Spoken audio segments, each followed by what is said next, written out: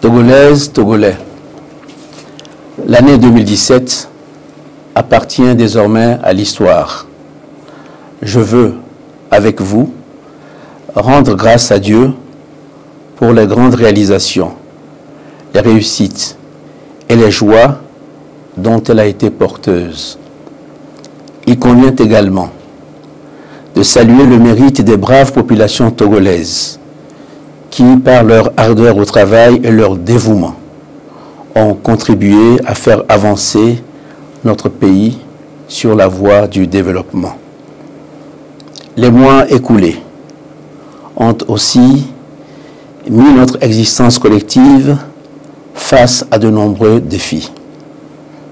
Sans m'appesantir sur les épisodes regrettables que nous avons connus avec les récentes manifestations politiques violentes, j'ai une pensée pieuse pour toutes les victimes. Je veux assurer leurs familles de ma compassion et souhaiter aux blessés un prompt rétablissement. Pour l'année qui commence, j'adresse mes meilleurs vœux à chacune et à chacun d'entre vous et à tous ceux qui vous sont chers. Je souhaite pour notre nation une année de grandes réalisations sur la voie de la construction de la destinée commune.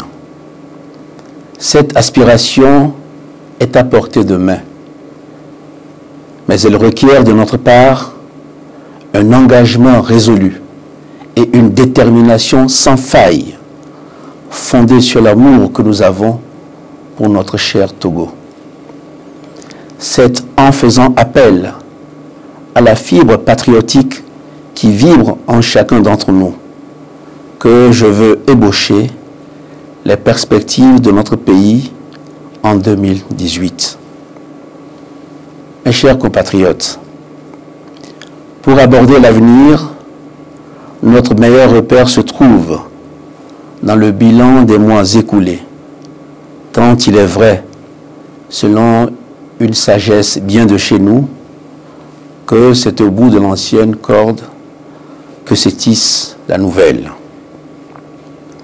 L'année 2017 a permis à notre pays d'enregistrer des succès qui méritent d'être reconnus et renforcés en vue d'en élargir la portée et les retombées.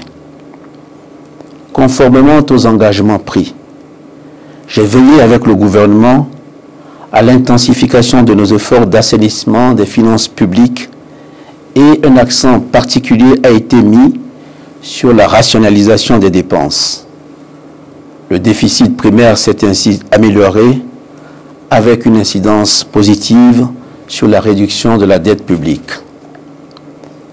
L'amélioration des conditions de vie de nos concitoyens et la diversification des mécanismes de soutien de l'État aux couches les plus vulnérables de la population sont restées des préoccupations constantes.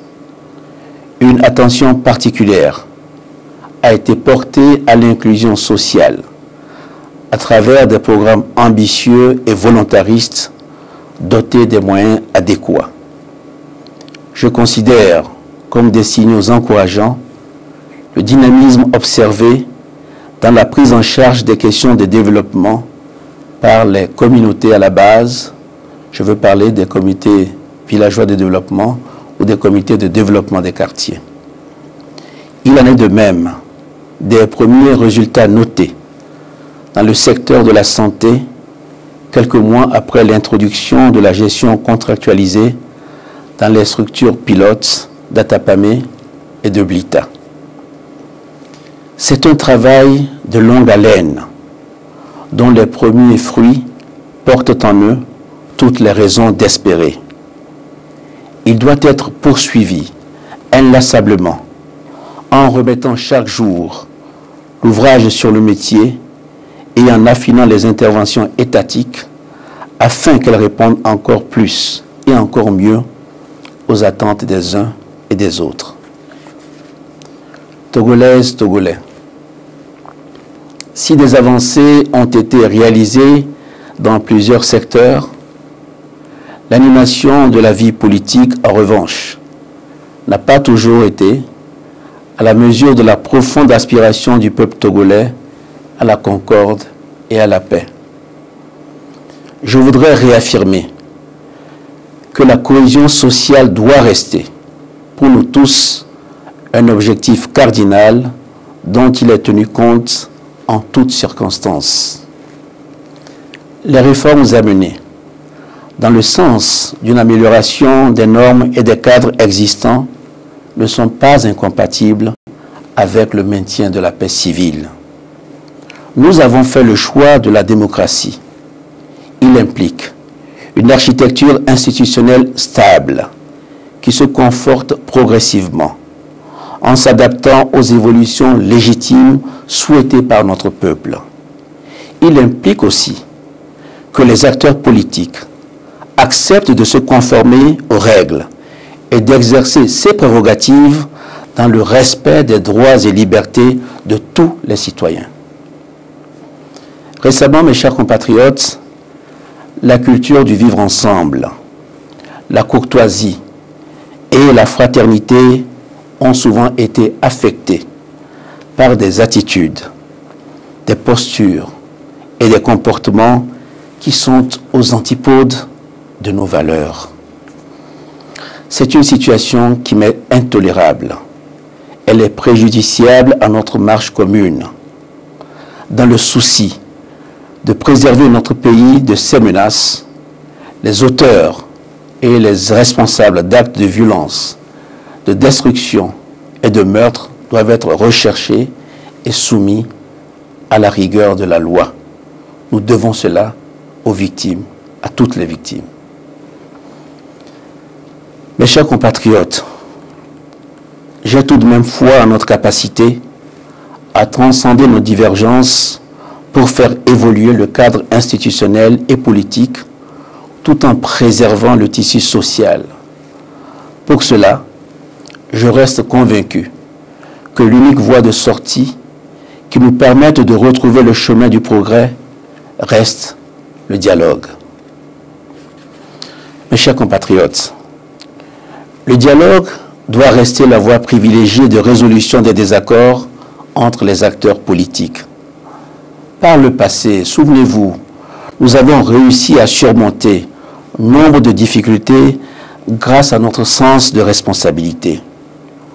Je n'ai aucun doute qu'aujourd'hui encore, nous sommes capables d'explorer toutes les voies de la concertation et des échanges d'idées, de dépasser les griefs tenant aux personnes et aux circonstances pour nous élever à la hauteur de ce que notre pays mérite. Le Togo mérite que chacun d'entre nous lui donne le meilleur. Et le meilleur, à mon sens, c'est de valoriser, entretenir et préserver les acquis, puis d'œuvrer à améliorer l'existant en opérant les réformes qui s'imposent dans le respect des principes de l'état de droit et de la démocratie.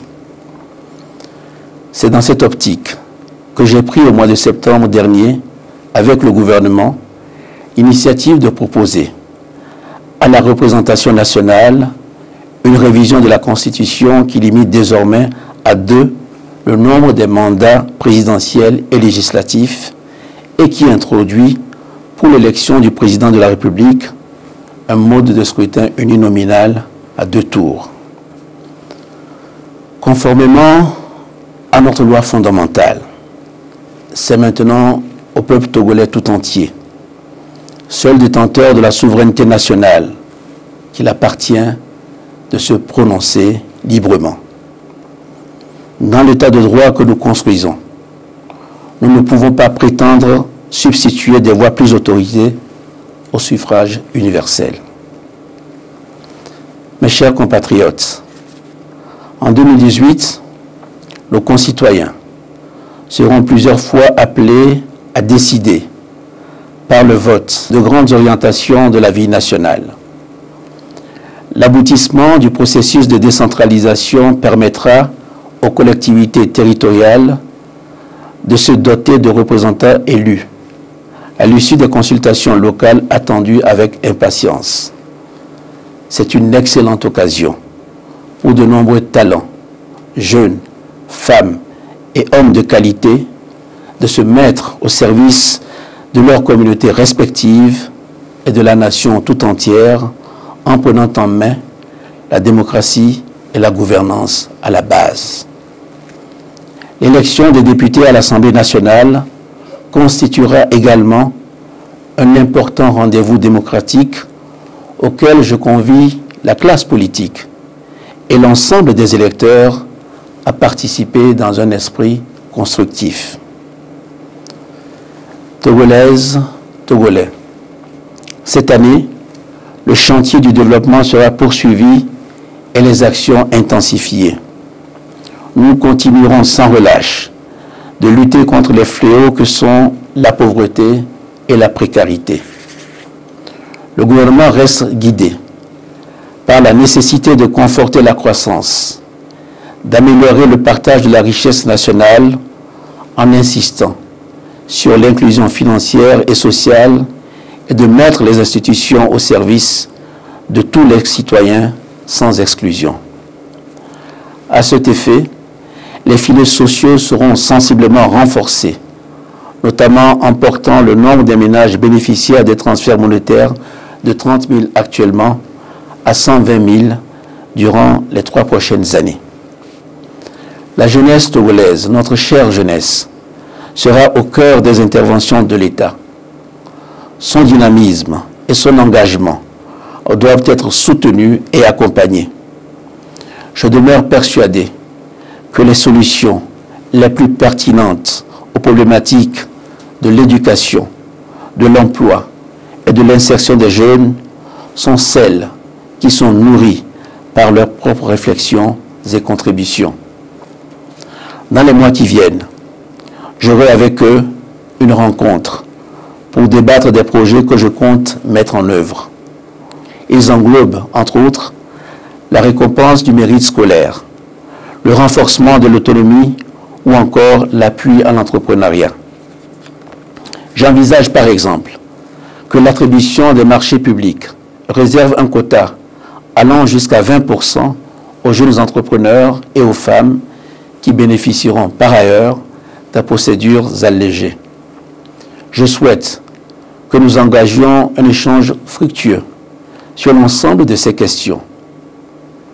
L'accent sera aussi mis sur la qualité de la formation professionnelle, car c'est d'elle que proviennent les outils et compétences nécessaires à une réelle participation des jeunes au développement. À l'instar de ce que nous avons fait dans la préfecture de l'Est Mono, en démarrant la construction de l'Institut de formation pour l'agrodéveloppement, 10 nouveaux instituts de formation pour le développement seront créés sur les 5 années qui viennent dans les domaines de l'agriculture, de la logistique, du bâtiment, des transports, du numérique et de l'énergie. En matière de santé et de protection sociale, les initiatives seront portées à une plus grande échelle. La gestion contractuelle des structures publiques de santé a fait ses premières preuves.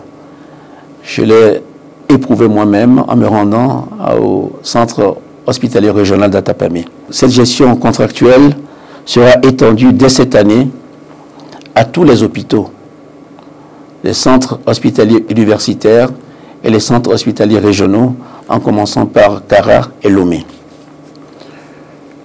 Le gouvernement prendra les mesures idoines pour faire de la couverture assurance une réalité pour les 2 millions d'élèves initialement visés.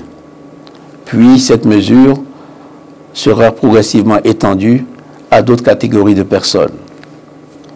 Au plan de la gouvernance, nous continuerons de soutenir le fonctionnement d'institutions démocratiques fortes qui œuvrent efficacement à la promotion de l'état de droit et des libertés individuelles et collectives.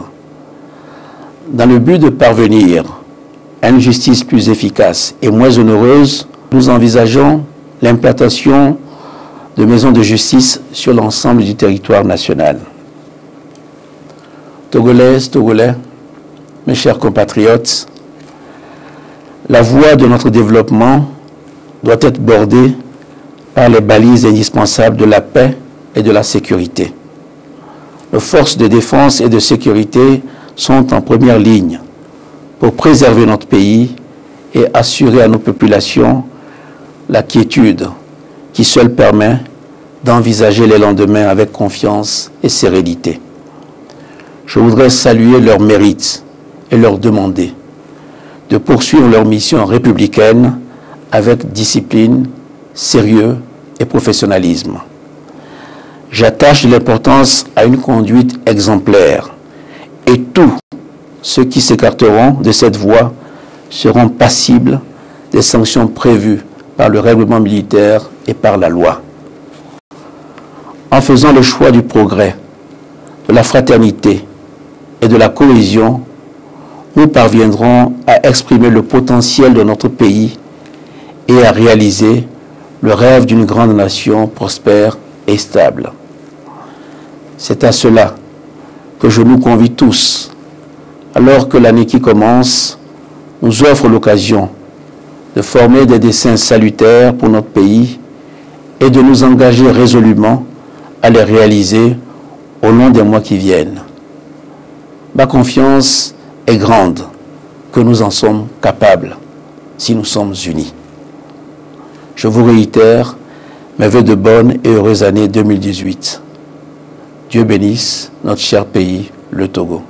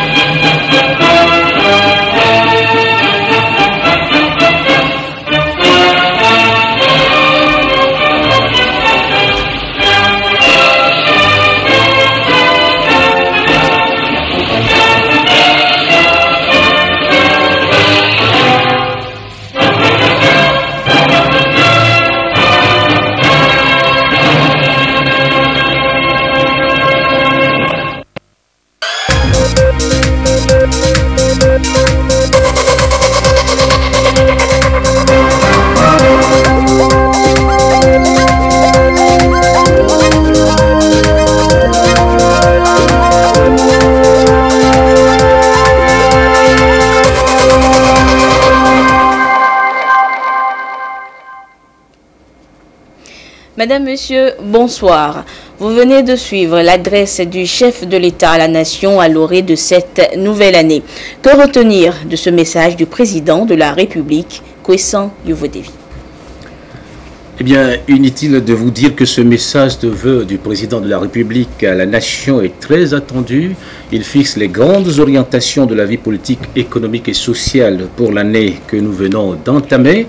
Le chef de l'État souhaite que 2018 soit pour la nation togolaise une année de grandes réalisations sur la voie de la construction de notre destinée commune. Il ressort du message du chef de l'État comme première ébauche de perspective pour notre pays le dialogue. Il doit rester, selon le président de la République, la voie privilégié de résolution des désaccords entre les acteurs politiques. Pour le président Faure, nous sommes capables d'explorer toutes les voies de concertation et d'échange d'idées pour dépasser les griefs et nous élever à la hauteur de ce que le Togo mérite. Autre ébauche, la proposition faite à l'Assemblée nationale pour la révision de notre Constitution. 2 mandats présidentiels et législatifs et une élection présidentielle suivant le mode de scrutin uninominal à 2 tours. Ce sera au peuple togolais de décider et de se prononcer dans cet état de droit que nous construisons. Autre ébauche de perspective pour 2018, l'élection des députés à l'Assemblée nationale. Un rendez-vous important auquel seront associés la poursuite contre la précarité.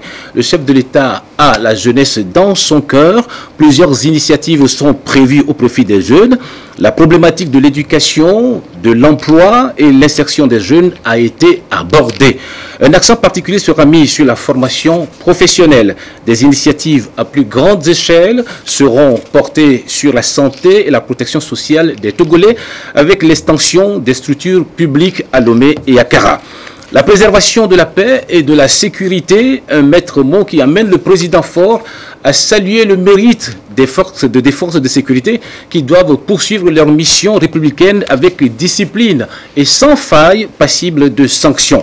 Rendant grâce à Dieu pour les grandes réalisations, les réussites et les joies enregistrées en 2017, il a souhaité une bonne heureuse année 2018 à tous les Togolais. Merci Kosan Yovodevi. 2017 est rentré donc dans l'histoire il y a 3 jours. Sur le plan diplomatique, cette année aura été marquée par une réelle présence du Togo sur la scène internationale avec la présidence de la CEDEAO qu'assure le chef de l'État, le Togo à la tête du Conseil de l'Entente et bien d'autres actions menées. 2017, année d'audace diplomatique, c'est un dossier de Luc Assi. L'année diplomatique 2017 au Togo s'est illustrée par l'élection du chef de l'État, Faure Gnassingbé, à la présidence de la CEDEAO, une occasion qui lui a permis d'œuvrer pour le renforcement de l'intégration régionale en facilitant la libre circulation des biens et des personnes. Le Togo s'est aussi engagé à trouver une issue à plusieurs crises qui secouent la sous-région, notamment en Guinée-Bissau. Le Conseil de l'Entente, qui est une organisation en pleine réorganisation pour davantage d'efficacité, est présidée également par le Togo. La diplomatie économique était aussi audacieuse que celle politique. Elle est très importante pour assurer le développement et garantir la croissance économique du pays. Le printemps de la coopération Togo-Allemagne, organisé chaque année à Lomé, est un temps fort pour les échanges économiques à cet effet. Cet événement marque le renforcement du lien historique entre les deux nations. Afin de promouvoir les échanges politiques et développer les relations économiques, le président de la République, Faure Gnassingbé, a effectué au cours de l'année 2017 de nombreuses visites à l'étranger. On peut citer la Zambie, le Rwanda, l'Égypte, l'Éthiopie et le Nigeria. Il a pris part à plusieurs conférences internationales comme le sommet Afrique-France à Bamako et le sommet Europe-Union africaine à Abidjan. Et s'agissant de la lutte contre le terrorisme, le chef de l'État a participé activement au sommet islamo-américain tenu à Riyad avec le lancement d'un centre mondial de lutte contre le terrorisme. Malgré les moments difficiles qu'a traversé le pays ces derniers mois, sur le plan de la coopération bilatérale, tout va bien et chacun joue parfaitement son rôle. La Chine, l'Allemagne, la France, les USA, le Japon, l'Inde, l'Égypte et la Corée du Sud appuient le Togo dans des domaines variés tels que le commerce, l'éducation, la santé, la décentralisation, la formation professionnelle, la protection civile, les transports, les droits de l'homme, le secteur privé et la société civile. Et cette bonne santé de la coopération bilatérale s'est traduite par plusieurs projets de développement avec l'Union européenne, l'Union africaine, l'ONU, la BAD, le FMI et la Banque mondiale. Aucun de ces projets n'a été remis en cause en raison des récents événements. L'année 2017 aura été une année de pragmatisme, d'audace diplomatique, très riche en résultats, d'autant plus que la vision du chef de l'État est de faire du Togo un pays actif dans le concert des nations et dans les décisions du monde à travers des actions résolues et courageuses. Ce communiqué du gouvernement pour poursuivre cette édition, il a été donné de constater qu'il règne autour de plusieurs stations-service de la capitale une situation inhabituelle d'affluence qui serait due à des rumeurs faisant état d'une prochaine augmentation des prix à la pompe des produits pétroliers. Le gouvernement tient à préciser que, jusqu'à nouvel ordre, les prix à la pompe demeurent inchangés conformément à la structure des prix à la pompe des produits pétroliers en vigueur et rassure la population togolaise quant à la disponibilité des produits pétroliers sur toute l'étendue du territoire national. Les pics de demande observés ces derniers jours sont principalement imputables à l'arrivée tardive des navires d'approvisionnement, générant alors des tensions dans des bacs de stockage. Cette situation a à présent été résorbée et des dispositions sont prises pour que la situation de l'approvisionnement en produits pétroliers revienne à la normale. Des contrôles s'effectueront sur toute l'étendue du territoire et les auteurs d'éventuelles spéculations seront punis conformément à la loi. Un colloque sur la santé, l'environnement et la communauté s'est ouvert ce matin à Lomé. Il est question pour les enseignants-chercheurs de l'université de Lomé et leurs étudiants d'échanger pour la mise en place d'une plateforme sous-régionale de développement de la santé publique. Des précisions avec Fafa Dalmeda et Félix Semdacha. Les effets des changements climatiques sont devenus une préoccupation mondiale qui nécessite des réponses et des mesures appropriées, mais aussi des actions venant de différents acteurs pour mieux accompagner les populations dans la résilience. À l'occasion de ce colloque international, des chercheurs et scientifiques des universités du Togo et de l'Iowa aux USA entendent apporter leur contribution pour le mieux-être des populations. Nous essayons de capitaliser sur les publications des chercheurs à travers des expérimentations à petite échelle, dans des villages, dans des petites collectivités. Et suite à cela, les résultats obtenus, nous essayons d'en faire des documents de plaidoyer ou des recommandations pour l'élaboration des politiques publiques. Donc ce colloque rentre en droite ligne de nos activités et devrait permettre également d'obtenir des approches innovantes pour pouvoir formuler des recommandations à tous ceux qui interviennent dans le domaine de la santé. Nos amis de l'université d'Iowa, et ce sont des éminents chercheurs qui sont venus pour nous aider surtout en matière de santé publique. L'échange d'enseignants-chercheurs, l'échange d'étudiants, c'est-à-dire en matière de mobilité, et cela nous permettrait donc de faire ou d'avoir des cours directement, même des collègues qui seront depuis les États-Unis et qui vont entretenir donc nos étudiants tout en étant là-bas. L'initiative du présent colloque revient à l'ONG Coopérative de Solidarité Partenaire Groupe en partenariat avec les universités de Lomé, Kara et de l'Iowa. Communications et échanges vont meubler la rencontre. Plusieurs thématiques portant sur les effets des changements climatiques sur le système de santé, les perturbations environnementales, la résilience et les réponses des communautés face aux perturbations, aux défis de santé vont être abordées. Les affres des changements climatiques, mais aussi la non-maîtrise des bonnes pratiques culturelles des légumes, les ravageurs et les maladies des plantes sont des situations qui impactent négativement la production des maraîchers. Et l'Institut togolais de recherche agronomique ITRA soutient le secteur à travers une formation des producteurs de Gounou Kopé dans les lacs. Des précisions avec Eric Sala. Goumou Kopé dans la préfecture des Lacs. Nous sommes dans le jardin d'Amouzou Eloi, producteur maraîcher. Une activité qu'il exerce il y a 22 ans. Sa production est souvent affectée par des insectes ravageurs et maladies qui ralentissent le développement des plants. Du coup, le rendement connaît une baisse. Nous sommes dans un milieu, donc il y a les chenilles, il y a le rongeur qui nous dérange ici. Ça influe sur le rendement parce qu'il y a certains insectes rongeurs, d'autres sont perforants.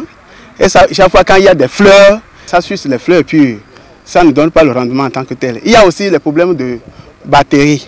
Au niveau du sol, il y a la nématode qui gêne nos plants aussi.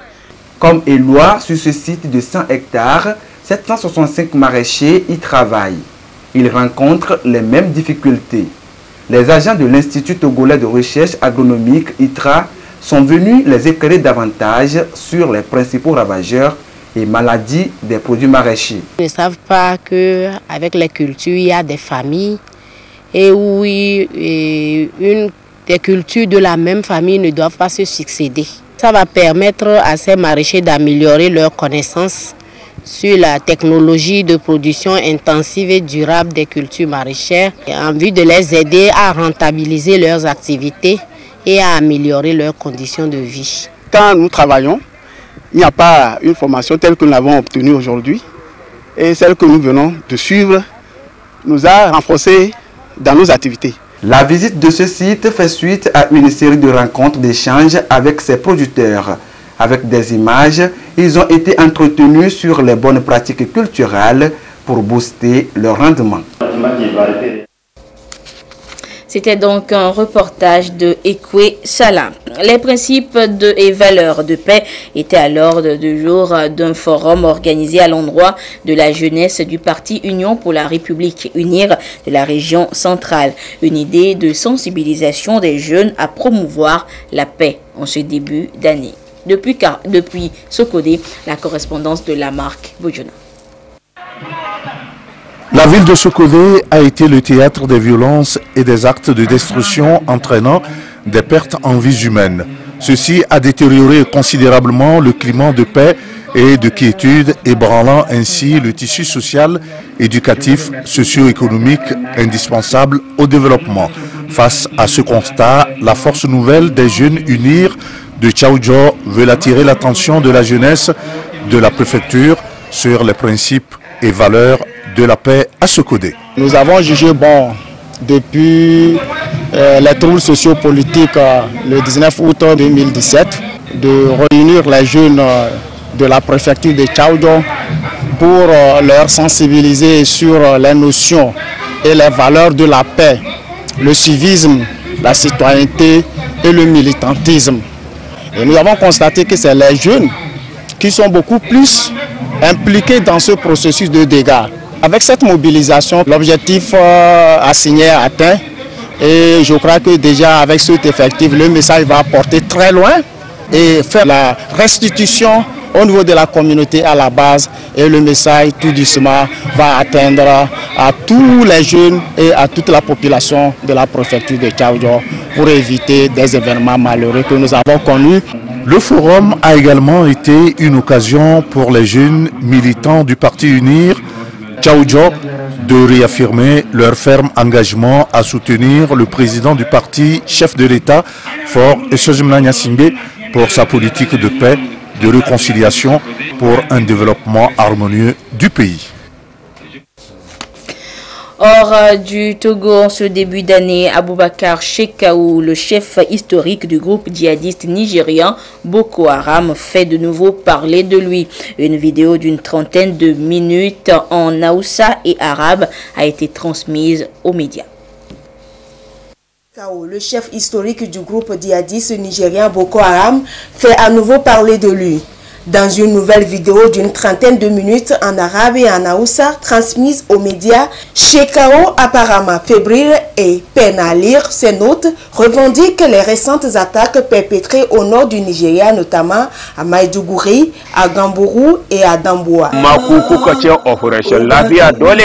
Nous sommes en bonne santé et il ne nous est rien arrivé. Nous vous envoyons ce message avec les opérations que nous avons effectuées avec l'aide d'Allah. Nous avons mené les attaques sur Maïdougouri, à Gambourou et à Damboa. Nous revendiquons toutes ces attaques. En rappel, le conflit qui a éclaté en 2009 sous le commandement de Shekau a fait plus de 20 000 morts et plus de 2 millions de déplacés. Si les attentats suicides, les raids sur les villages, les villes et les postes militaires se sont multipliés ces 2 derniers mois, le groupe Boko Haram reste en difficulté et surtout divisé. D'un côté, celui d'Aboubakar Shekau et de l'autre, celui dirigé par Abou Moussab, reconnu par l'organisation de l'État islamique. Aujourd'hui, le constat est clair, le nord-est du Nigeria fait face à une très grave crise humanitaire et alimentaire. Et puis à Charlie Hebdo en France, tout a changé il y a 3 ans suite à l'attaque djihadiste qui a fait 11 morts parmi le personnel du journal. C'était le 7 janvier 2015 et depuis, le chiffre d'affaires du journal est tombé à 19,4 millions d'euros en 2016 après un record de plus de 60 millions d'euros en 2015 selon des chiffres confirmés par l'AFP. Les enquêteurs n'ont jusqu'alors pas réussi à établir la coordination des frères Kouachi et Amédi Koulibaly, le djihadiste qui a tué 5 personnes 2 jours après l'attaque de Charlie Hebdo, ni où et comment les frères Kouachi se sont procurés leur arsenal.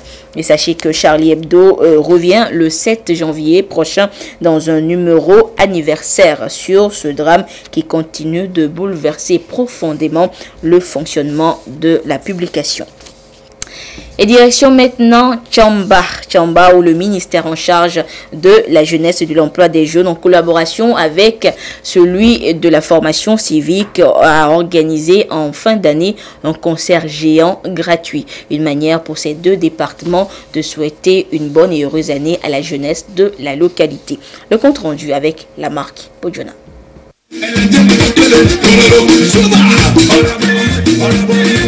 Ce concert qui s'est tenu sur le terrain du lycée de Tchamba a pour but d'offrir des moments de détente à la jeunesse en période de fête de fin d'année. Il s'agissait également de véhiculer des messages de paix, de civisme et de citoyenneté afin que l'année 2018 soit meilleure. Plusieurs artistes de la chanson, entre autres JB, Moab,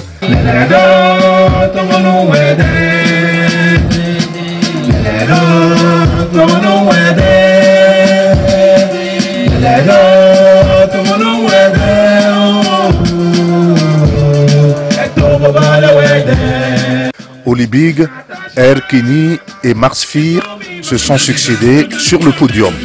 Des concours de chansons et de danse ont été initiés, permettant à quelques jeunes de gagner divers prix. Et nous remercions le ministère du Développement à la base, en collaboration avec le ministère de la Culture, pour l'organisation de ce concert gratuit. La jeunesse en a besoin et la population qui est sortie, dont nous en avons besoin. Et la citoyenneté, surtout sur le thème. Et Togolais un jour, citoyen toujours. Vraiment, le thème nous a intéressés. Et ici à Tchamba, nous militons pour cela. Le représentant du pouvoir central a exprimé sa gratitude aux organisateurs pour cet événement qui contribue à l'épanouissement socio-culturel de la jeunesse. Madame Titikina Aïchatou a souhaité une bonne et heureuse année à ses administrés en insistant sur la culture des valeurs citoyennes.